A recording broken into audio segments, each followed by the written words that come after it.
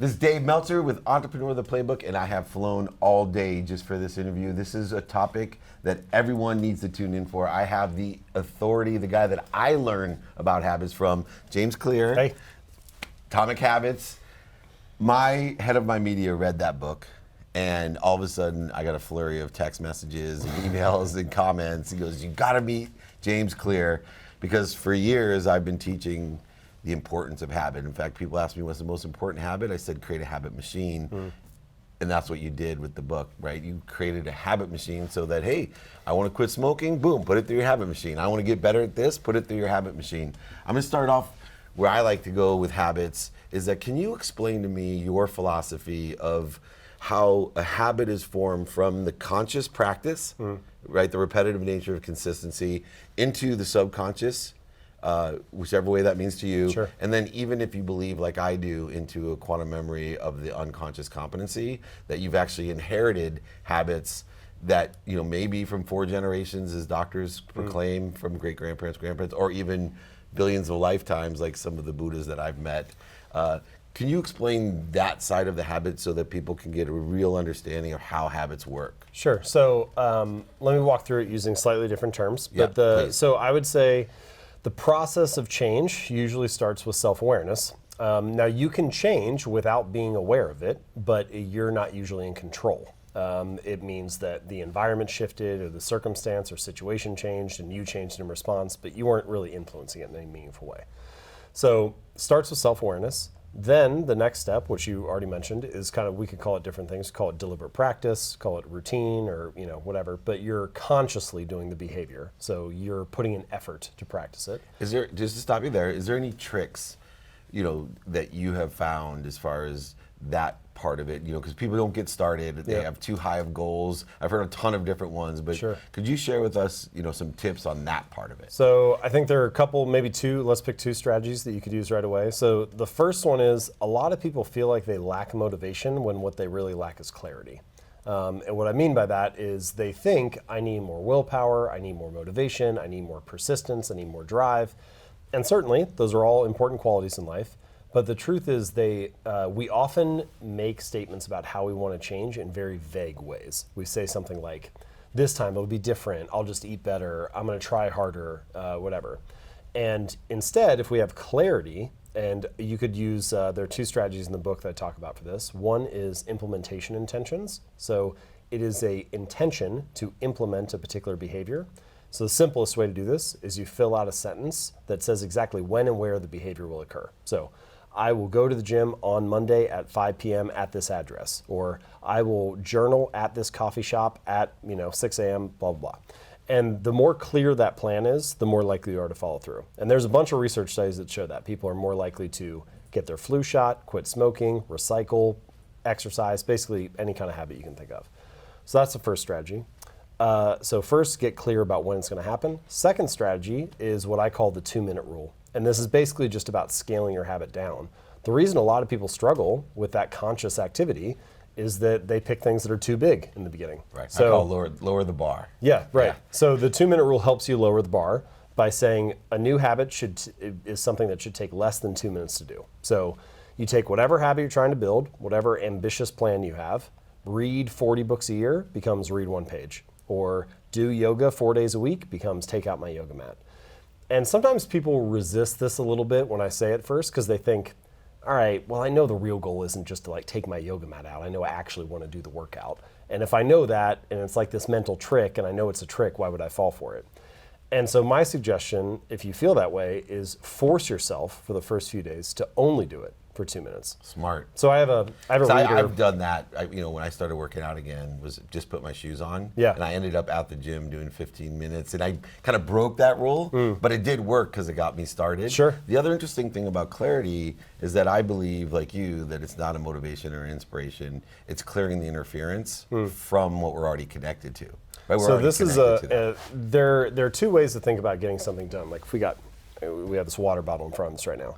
If you're pushing on one side and I'm pushing on another, if I want to move it, I have 2 options. I could either overpower you, like push harder, and that's the typical approach to behavior change. Try harder, amp up your willpower, take action, take massive action, be more ambitious, whatever. it could work. I could move the water bottle, but it increases the tension in the system.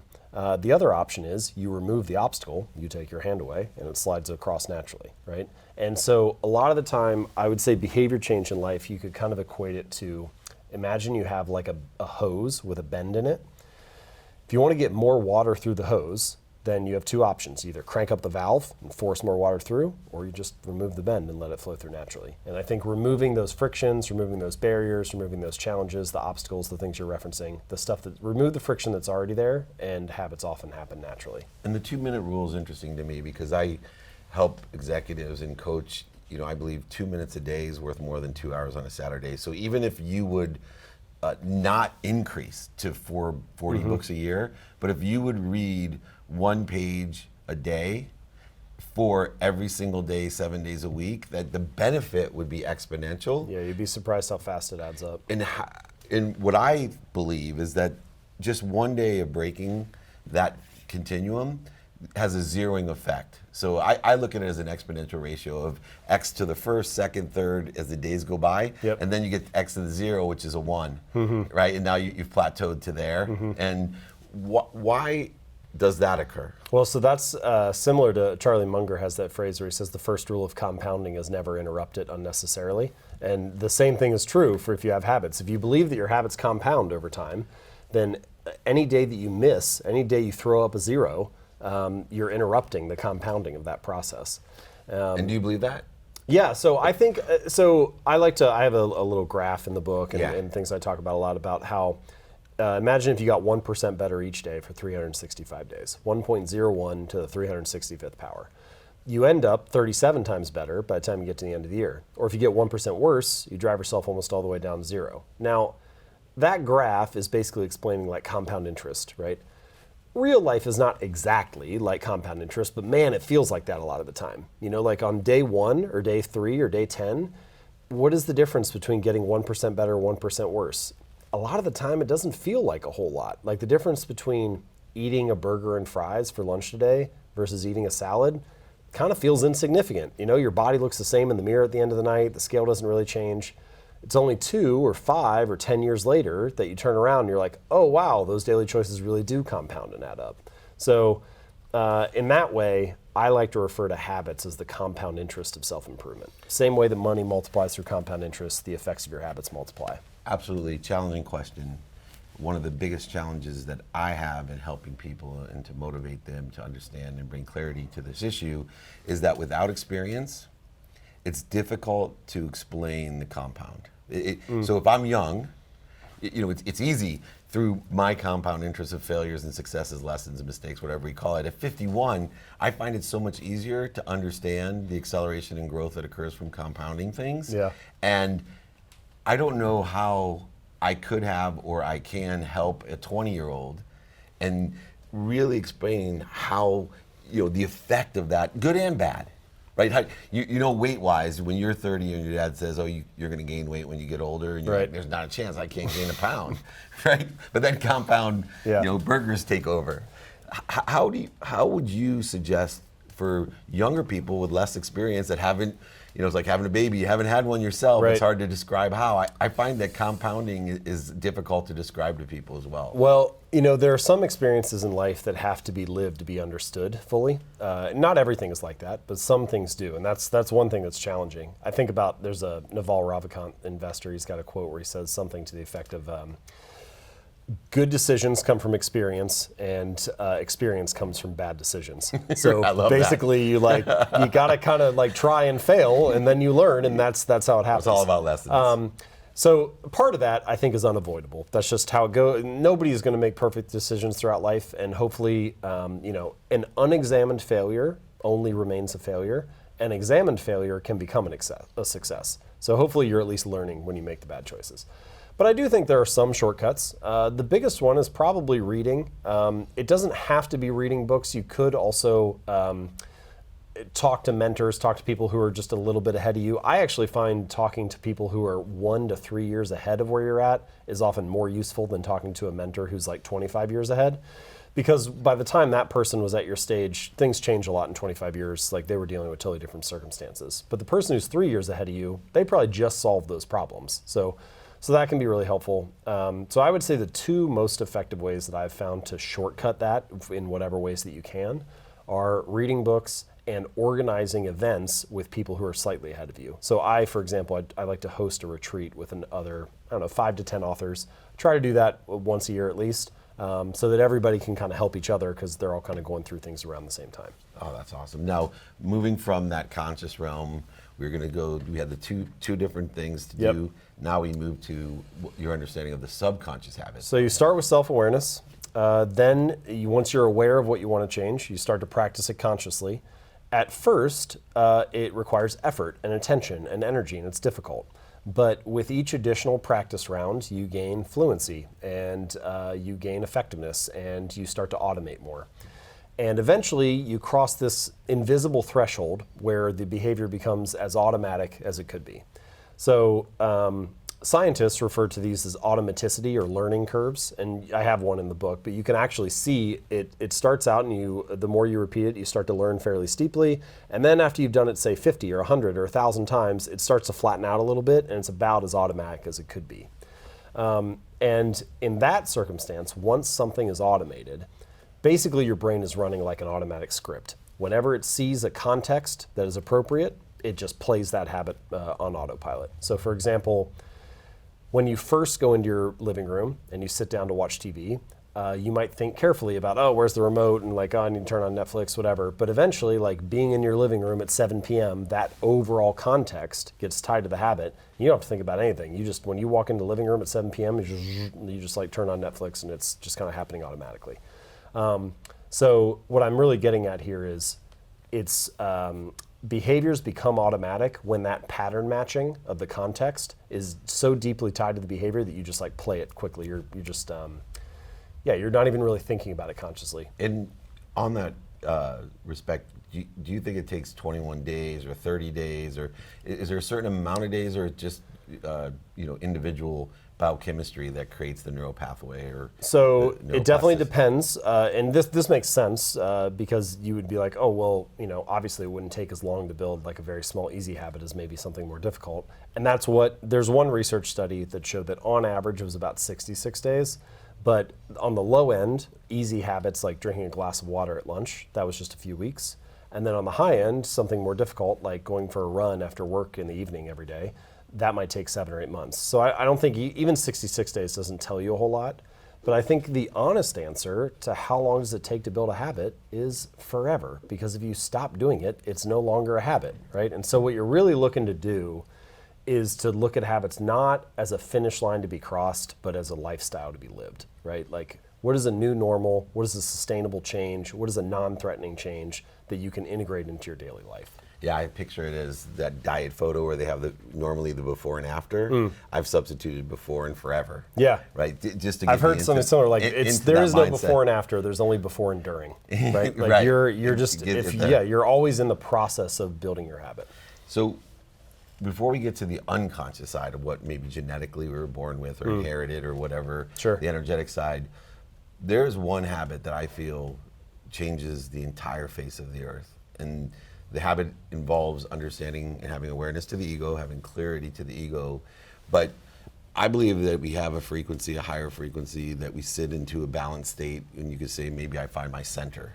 And those people that are able to know where their center is, in a place of peace or forgiveness or love or happiness, even the greatest, most wise people I've met still pull themselves off of trajectory and accelerate into the wrong direction because of the need to be right, fearful, inferior, superior, et cetera, whatever your beliefs of the ego I was going to say, tell me what that feels like, because I don't feel like I'm there. And so this is a major thing, a major habit that I'm trying to teach is to people to go back to center. I call it, when you're outside in the ego-based consciousness, you're on fire, right? Your body, soul, and mind are on fire. So I say stop, drop, and then roll back into center. That's what my mom taught me when I'm on fire. Sure. I'm going to have some practical advice from you. What do you think I could do, or someone that like me could do, to fight what I think's the biggest challenge, which is that ego side of me, to say, okay, because sometimes I'm in the mix, and feel this with habits, right? You're actually doing and breaking the habit, and while you're doing it, you're thinking like, what am I doing? Shouldn't be doing this. I shouldn't be doing this, you know what I mean? Like whether it's tobacco or whatever it is, right? Yeah. I do that all the time. Like, I am so mad at my wife, and I'm saying things, and in my head, it's almost like I'm a psychotic, because I'm like, are you an idiot? Yeah. Like, what are you saying? Stop. Yeah. How can we incorporate a habit into something that substantially charged with emotion? It's a great question. So one thing I've noticed as I've kind of studied habits a little bit more is you can sort of divide them into different buckets. So you've got some habits that I would call like habits of action, like doing a push-up or eating a cookie. But then we've got a different category which we could call like habits of thought, like ruminating, overthinking, worry, anger, things like that. And habits of thought tend to be much more emotional, and they're so rapid. I mean, how do you even identify when you're about to have a thought? Like, you can't even, it's so granular that you like can't even get in there. Yeah. And so for that reason, I think they're more difficult to change than habits of action are. So that's the first thing, is like, I think we're talking about something that's very challenging to do. However, it does happen sometimes, and what I notice is that when it happens, it tends to be when people reframe or learn a new narrative. So here's an example. You wake up in the morning and you go into your kitchen and you see a loaf of bread and you're like, oh, I should make some toast. So that's a thought that you have, right? It happens right away. You see the loaf of bread and you're like, oh, I'll make toast. So you go ahead and do that. Then, let's say a couple weeks later, you read a book that convinces you that carbs are the devil and grain is bad for you and whatever. Well, now you walk downstairs in the morning and you see the same loaf of bread, but suddenly the narrative in your mind has changed. That thought arises, but instead of the thought thinking I should make toast, you think, oh, it's bad for me, I should throw that out. Or it's kryptonite. So, right. And so the question is, how can you get more of those mindset shifts in whatever the area is that we're trying to get to? So I've seen it happen sometimes. I just gave an example of like you read a diet book, maybe that would do it for that particular example. So reading could possibly do it. Another one that people I've seen do is when they take on a very strong new identity. So for example, let's say someone is not religious and then they join a religion where they're not allowed to eat meat or not allowed to eat pork or something. Well, now suddenly they identify as, I'm a person who doesn't eat meat, right? And so they walk into maybe the same restaurant they've always gone into, and they used to order a pork sandwich, but now they're like, oh, I don't want that at all. So sometimes a really strong identity shift can drive this kind of like a change in your habits of thought. And so those are the only two ways I've seen it so far. But the third and final thing I'll add is I had this little shift for me when I thought about, so I'm not good at practicing meditation. I've done it a little bit, but I've never stuck to it for, say, like I've never done it for like a full year, for example. You should lower the bar and try it. I know, 2 right? minutes a day. Dude, just do it for, that's like you telling myself, just do it for like 60 seconds. I can help you, James. Don't worry, you'll be fine. So, but I had this shift, this mindset shift, when I realized I used to think, okay, return to your breath, and then like when your thoughts stray, like, oh, okay, you got to bring it back to your breath or whatever. And any time that my thought would stray, I thought, oh, I'm doing it wrong, or like I'm failing at meditation.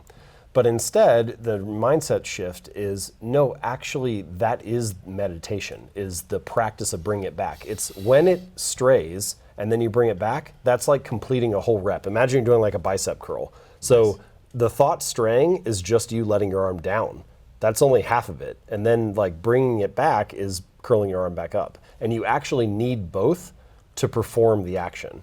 And so the point that I'm getting to here is, let's say that you're in another conversation with your wife and you are in your head and you're realizing I shouldn't be acting this way. I appreciate you calling it conversation. She right. doesn't phrase it that way, but okay. That's only half of it, right? Like noticing it is the first half, that's letting your arm down. Bringing it back to center is the other half of the rep. And I don't know if that's going to solve it, but my point is just that it gives you a slightly different way to look at it. And a habit is a muscle. You can strengthen it and strengthen it and strengthen it the same way. Moving to the last part, which is, just like a muscle, some people are just born with more speed, more strength, more endurance, right? It's a genetic thing that everyone in their mind is like, yeah, no problem. I get how I'm born. Some people I look are at my 6'8", some people are 5'8". I look like my grandpa, right? Yeah, right. Sure. I get that.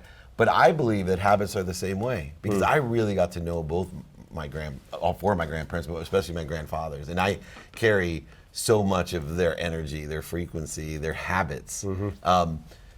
Do you, number one, believe that habits are inherited or part of your DNA, and two, what do we do? Because those seem to be the strongest habits, which, for example, alcoholism would be the most classic example, Yeah, right? sure. It just, historically, you can see it goes from generation to generation. Right. How number one, do you believe that? And then two, how can we counteract the unconscious competency, the DNA, the inherent habits that we're born with? Yep. Okay, so I would divide it slightly differently, but I would say, I think there's a distinction between instinct and habit. So that's my first distinction. Instinct are things they're behaviors that you inherit. So, for example, if someone throws a ball at your face and your hand goes up to block it. That's just instinct. That's not a habit. You might do it every time, but that doesn't make it a habit. It's an instinctual response. A habit, however, is more learned, but I get what you're saying, and I think so. I have a chapter in the book, chapter 18, is about, it's called The Truth About Talent, and it's about how genes and our natural inclinations influence our habits and behaviors. And the way that I would define this is that no habit happens outside of a context. So you live your entire life in an environment, in a context, right? And so the context influences the habits that you perform, but so do the genes that you bring into that context. And so there's like this handshake, this relationship between the two. Nice. And so some people walk into a bar context, and they may not be genetically predisposed to be an alcoholic. And so being in that context doesn't lead to very much habit formation of drinking. Someone else walks into the same context, but they have a totally different set of genes or alcoholism in their past or whatever, or in their family history, and they may be much more predisposed to that. And this is where I think it gets interesting, which is it's not just with addictive behaviors, like things that we normally talk about. It also, I think, and the research is kind of on the cusp here, it's like kind of blossoming, it's new. You could maybe say it's true for all habits. So for example, the most robust measure of personality is called the Big Five, and it maps personality onto 5 different spectrums. So the one that most people are familiar with is introversion on one side, extroversion on the other. But there are others too, like conscientiousness or agreeableness. Agreeableness is a spectrum that people who are high in agreeableness, they tend to be warm and kind and considerate. And for all of these spectrums, they've been linked to your genetic code. Scientists have found there's a genetic underpinning for that. So for example, people who are high in agreeableness, they have higher levels of oxytocin, natural levels of oxytocin. If someone's high in agreeableness, you can imagine they might be better at building habits like writing thank you notes or hosting parties for friends, things like that. And I think that's true probably for many behaviors. There's always this relationship between external context and internal genes, but yeah, the genes that you have influence how you're going to behave or show up in those contexts. That's awesome. And obviously this book goes into great detail about a lot of the things. The last thing I want to ask, because habits, like I said, if I was going to say the greatest habit that I would want is to have a habit machine, you know, what piece of advice would you give just to anyone out there after doing so much research and writing the book? Look, if you want to create a habit, do blank to start. I think the way, so I already covered the 2-minute rule. Yeah. I think that's a very effective way to just get started. But if I'm only going to give one piece of advice, I would say every action you take is like a vote for the type of person that you want to become. And so what we're really talking about is linking your habits not with your outcomes, but with your identity. And often when we talk about habits, we talk about the outcomes they can provide. They can help you get 6-pack abs, they can help you earn more money, they can help you reduce stress, and that's true. They can help you do all those things. But the real reason that habits matter is that they provide evidence of the type of person that you believe that you are. So for example, if you study biology on Tuesday night for 20 minutes, doing it once might not change how you see yourself, but if you do it every week, at some point you're casting votes for I am studious. If you do one push-up, no, that doesn't transform your body, but each time you do it, you cast a vote for I'm the type of person who doesn't miss workouts. And the more that you build these habits, the more you build up evidence of being that kind of person. And ultimately, that's the real reason habits matter, is they can reshape your sense of self. And so if I only give one piece of advice, I would say, start by thinking about the type of person you want to become and which habits cast votes for being that kind of person. I love that. I always say put faith in what you want, right? Vote for what you want in your life. And that's why surrounding yourself with the right people, the right ideas, the right podcasts, the right books are so important, because when you do that, you're voting for what you want yourself, your identity to be, that leads to, which I know from your book and what I teach, that enjoyment, detachment from the outcome, the emotional attachment, but the enjoyment of the consistent, everyday, persistent, without quit pursuit of your potential, your identity. Yeah. And I think there's no more remarkable book, no better subject to study in order to change your life and provide not only happiness to you, but to others. It's just an honor, James, to have you on here. Oh, thank you so much. Thanks for the opportunity. James Clear, got to buy it, The Atomic Habits. I don't usually push books, but that and Think and Grow Rich are my two favorite books. Thank you. This is Dave Meltzer with Entrepreneurs, The Playbook.